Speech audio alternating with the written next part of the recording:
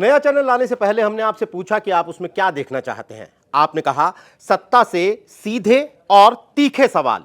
तो देखिए तक 360, गली से ग्लोब तक।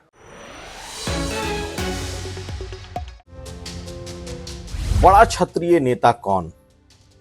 सोशल मीडिया पर कुछ लोगों ने यह पोस्ट डाल दिया तो भड़क गए हैं ब्रजभूषण शरण सिंह। लेकिन भड़कने के बाद भी आखिर राजा भैया को लेकर, अभय सिंह को लेकर उनके क्या है विचार, ये खुलकर उन्होंने अपनी ही पोस्ट में खुद ही बता दिया है।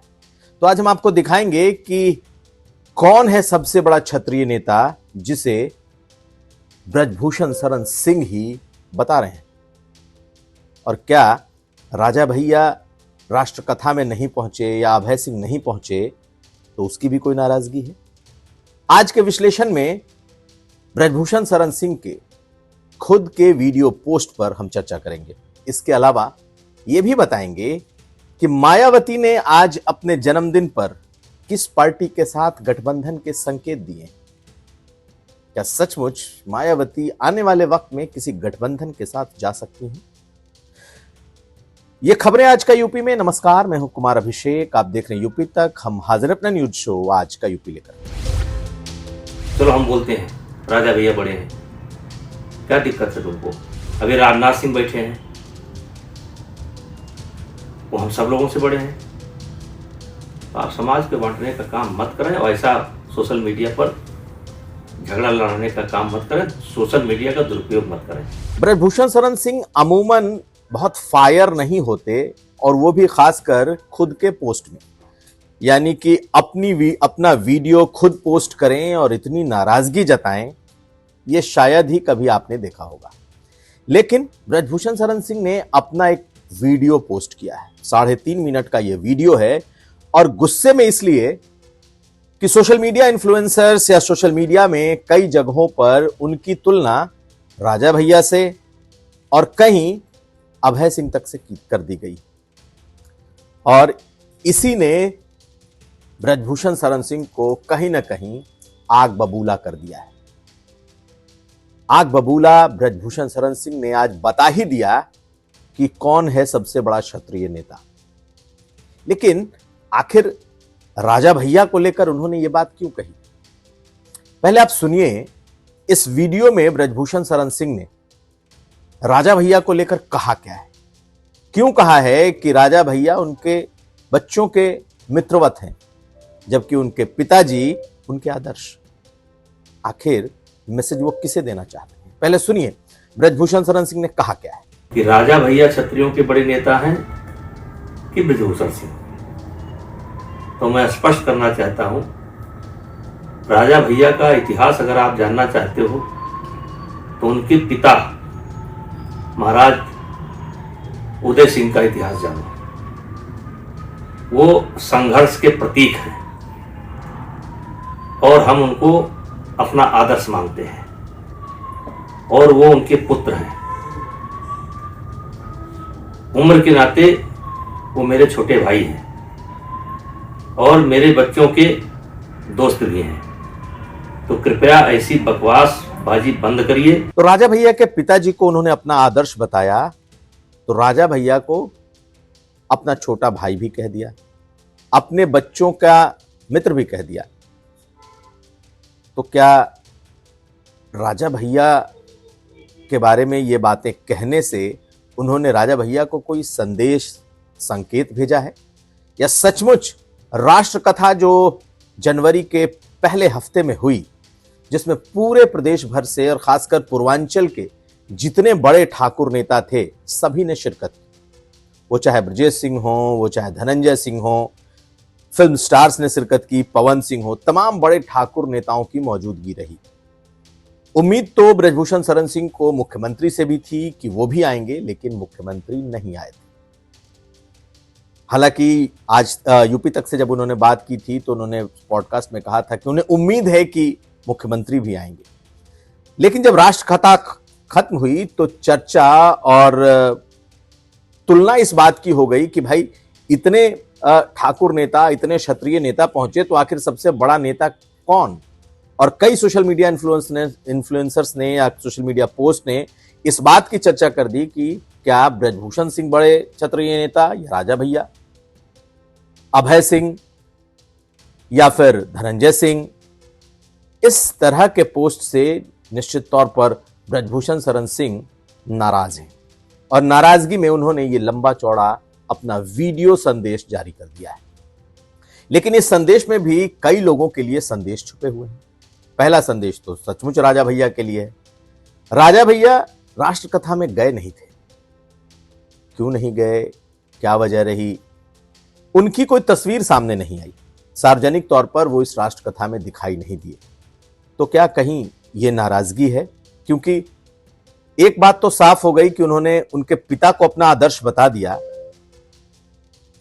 उन्हें अपना छोटा भाई बता दिया, लेकिन सियासतदानों में उन्होंने जिसे सबसे बड़ा क्षत्रिय नेता कह दिया, वो भी आप सुन लीजिए। चलो हम बोलते हैं राजा भैया बड़े हैं, क्या दिक्कत है तुमको? अभी राजनाथ सिंह बैठे हैं, वो हम सब लोगों से बड़े हैं। तो आप समाज के बांटने का काम मत करें और ऐसा सोशल मीडिया पर झगड़ा लड़ाने का काम मत करें, सोशल मीडिया का दुरुपयोग मत करें। तो ब्रजभूषण शरण सिंह ने एक तरफ जो राजा भैया के पिताजी हैं उदय सिंह, उनको अपना आदर्श कह दिया और सियासत में राजनाथ सिंह को सबसे बड़ा कह दिया। लेकिन क्या कोई सोशल मीडिया के पोस्ट पर ब्रजभूषण शरण सिंह का भड़कना जायज है? किसी ने सोशल मीडिया पे कुछ लिखा और आज के समय में सोशल मीडिया पर कोई भी कुछ लिख देता है। लेकिन ब्रजभूषण शरण सिंह ने सोशल मीडिया के बहाने ही सही, पोस्ट के बहाने ही सही, जिन नेताओं ने उनके यहां शिरकत नहीं की, कहीं ना कहीं उन्हें अपने इस संदेश में निशाने पर तो ले लिया, वो चाहे राजा भैया हों या फिर अभय सिंह हो। और कहा यह जा रहा है कि राष्ट्रकथा के बहाने ही सही ब्रजभूषण शरण सिंह ने अपनी सियासी ताकत, क्षत्रियों में अपनी जो एक उनकी छवि है, अपनी जो उनकी एक ताकत है, उसको उन्होंने दिखाने की कोशिश जरूर की थी जब तमाम बड़े क्षत्रिय नेता उनके मंच पर आते थे। लेकिन आज के संदेश में जिन नेताओं का उन्होंने नाम लिया, ये सचमुच नहीं आए। तो क्या इसी की नाराजगी है? राजा भैया का कोई रिएक्शन नहीं है, किसी और नेता का कोई रिएक्शन नहीं है, लेकिन राष्ट्रकथा के बहाने ही सही उन्होंने उन लोगों को जरूर संदेश दे दिया जो लोग उनके मंच पर दिखाई नहीं दिए। सुनिए उन्होंने और क्या क्या कहा है। इसके पहले आप लोगों ने अभय सिंह बड़े कि धनंजय सिंह बड़े, इसमें मिलता क्या है आप लोगों को? तो राष्ट्रकथा में जो नहीं पहुंचे उन बड़े नामों में अगर आप देखें, मुख्यमंत्री योगी आदित्यनाथ जिनकी उम्मीद थी, राजनाथ सिंह, इसके अलावा राजा भैया भी नहीं आए। हाँ, ये जरूर है कि मनोज सिन्हा शुरुआत में सबसे पहले आने वालों में थे, जो कि जम्मू कश्मीर के राज्यपाल हैं, और उसके बाद तो प्रदेश भर के ठाकुर नेताओं का तांता लग गया। लेकिन ब्रजभूषण शरण सिंह की इस नाराजगी की वजह सिर्फ सोशल मीडिया पोस्ट है या उन्हें लग रहा है कि कहीं ना कहीं उन्हें डिमीन करने की अब कोशिश हो रही है? हमारी नजर रहेगी। अगली खबर, मायावती ने आज अपना 70वां जन्मदिन मनाया। हालांकि जब जन्मदिन की वो प्रेस कॉन्फ्रेंस कर रही थी तो थोड़ी देर बाद उसमें अफरा तफरी मच गई, क्योंकि जिस हॉल में वो प्रेस कॉन्फ्रेंस कर रही थी वहां पर शॉर्ट सर्किट हो गया, कमरे में धुआं भर गया, तो फिर आनन फानन में इस प्रेस कॉन्फ्रेंस को खत्म भी करना पड़ा। लेकिन मायावती ने जो प्रेस कॉन्फ्रेंस की, आज की प्रेस कॉन्फ्रेंस जिसे कहते हैं, बहुत लोडेड प्रेस कॉन्फ्रेंस थी, यानी कि बहुत महत्वपूर्ण प्रेस कॉन्फ्रेंस रही। कई ऐसी बातें उन्होंने आज इस प्रेस कॉन्फ्रेंस में कह दी जो उनके आगे की सियासत का संकेत देता है। खास करके मायावती ने एक लाइन में यह कहा कि वो किसी से गठबंधन नहीं करने जा रहे, लेकिन आगे के गठबंधन के लिए उन्होंने दरवाजे खोल दिए। मायावती ने यह कह दिया कि आगे उस पार्टी से गठबंधन होगा जो अपना वोट ट्रांसफर करा सकेगा। फिलहाल गठबंधन नहीं, लेकिन आगे उस पार्टी से गठबंधन हो सकता है जिसमें वोट ट्रांसफर कराने की क्षमता होगी, क्योंकि पहले जितने गठबंधन हुए हैं उसमें मायावती यानी बसपा का वोट तो ट्रांसफर हुआ, दूसरे लोगों का नहीं हुआ। यह बड़ा सवाल है कि आखिर कौन ऐसी पार्टी है जिसकी तरफ उन्होंने इशारा किया है। समाजवादी पार्टी की बात करें तो एक बार फिर से उन्होंने गेस्ट हाउस कांड का जिक्र कर दिया, लेकिन कोई ऐसी दूसरी पार्टी कांग्रेस के अलावा नहीं हो सकती जिसकी तरफ यह इशारा हो। साफ तौर पर मायावती का मानना है कि जब कांग्रेस के पास सवर्णों का, खास करके ब्राह्मणों का, अगर ब्राह्मण वोटर वापस लौटते हैं और अगर वो अब वोट ट्रांसफर कराने की स्थिति में होती हैं, तब गठबंधन के बारे में सोचा जा सकता है। ये एक उनकी बातों से, उनके आज के प्रेस कॉन्फ्रेंस से ये निष्कर्ष निकाला जा रहा है कि क्या उन्होंने कांग्रेस पार्टी को कोई मैसेज भेजा है, क्योंकि अभी भी चुनाव में काफी वक्त है और हालांकि कांग्रेस पर हमले भी किए, लेकिन जब ये कहना जो सवर्णों का वोट, खासकर ब्राह्मणों का वोट जो ट्रांसफर करा सके, उसके साथ वो गठबंधन में जा सकती है। दूसरी तरफ ब्राह्मणों को लेकर के भी उन्होंने कह दिया कि ब्राह्मण सिर्फ पार्टी के भीतर बाटी चोखा तक सीमित न रहें, बसपा ने उन्हें सम्मान पहले भी दिया है और आगे भी देगी।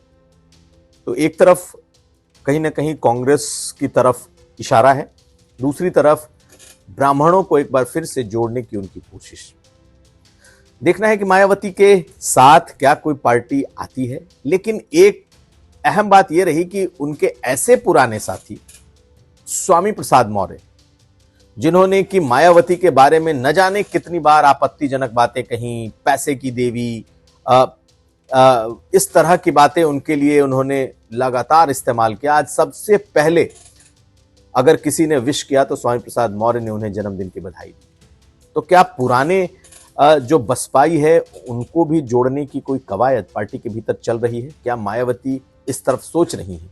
कहीं ना कहीं इस ओर भी कुछ इशारा दिखाई देता है। खैर, मायावती हैं, फैसला वही लेती हैं और अपने प्रेस कॉन्फ्रेंस में जो इशारे उन्होंने किए हैं वो आने वाले वक्त में बसपा की राजनीति तय करेंगे।